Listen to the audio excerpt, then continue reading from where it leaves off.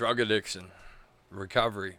Let's talk about it. Before we get started this week, I just want to give you guys an update. It's been a busy week for me, roller coaster of emotions. On Friday, I got married. Officially, I've been with my girl a long time. We have daughter together. Our kids, my two stepkids, and my two biological kids are all siblings now. They're all my kids. And so it was nice to bring our families together officially. Right before we got married, my daughter, she's pregnant, and we did a gender reveal. And I wasn't buying into the gender reveal thing. I thought it was stupid. But when that cannon went off and those pink confettis came down, I was pretty fucking excited. Gonna be my second granddaughter, and nothing could be better. But on a sour note, my wife's brother, his wife passed away. She passed away during the week last week, but we laid her to rest on Sunday.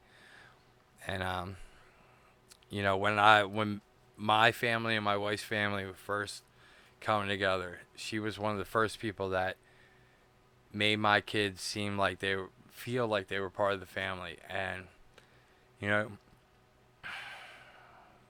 she did that with everybody. She really made every single person feel like they were special. And her passing is a fucking tragedy. And she was only 32. It was not drug related.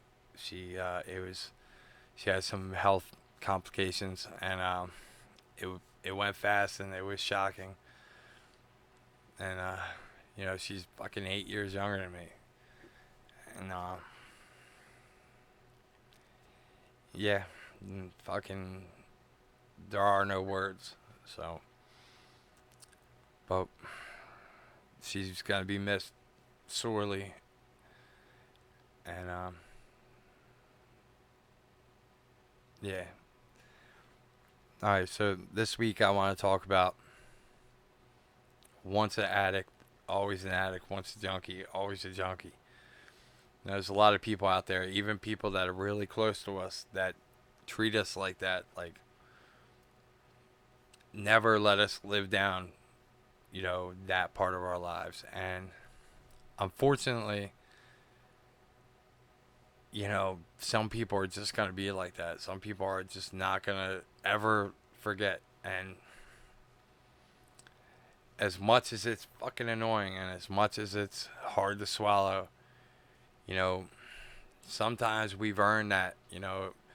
There's a lot of people that won't talk to me, and as much as I want to prove to them that I'm different, the best way to do that is just to be different and live my life sober, and hopefully they come around. But if they don't, I just try to tell myself, they have a right to that belief, and it's none of my business what people think about me. And really, it's harder with loved ones, but with the general public, doesn't fucking matter what they think. None of that affects me. I have the most important people to me. I have my wife, I have my kids, my grandkids, and that's all I need. And when people that aren't in that small circle say Dave's just a junkie, Murph's just a junkie, that shit doesn't fucking affect me. That shit has no bearing on my life unless I allow it to. So that's a lot easier said than done. But it can be done. And just know in your heart what you're worth. In your heart you're different, and you can scream at people, but that's not going to change their mind. In time, everybody will see the work you've put in, and they'll come around. And if they don't, you're better off without them. You don't need negativity dragging you down all the time. You're going to build a lot of good things, and if you let people who are always fucking kicking your back in, it'll chip away at your foundations, and you don't fucking need that shit. So, unfortunately, you might have to deal with it for a while, but you can get past it, because I've always said, if I could choose between a recovering addict and that same person, but a version of them that's never done drugs, I'll always take the recovering addict, because through the trials and through all the hardships and all the fucking bullshits and all the ripping and running and scheming and lying and all that shit you had to do in your addiction,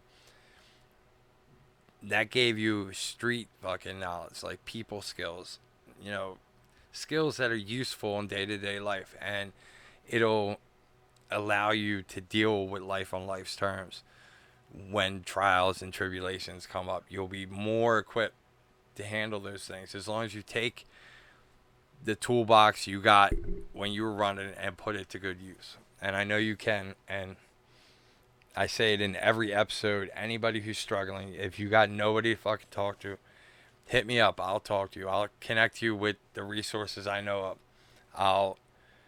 I'll do whatever I can to try to help anybody.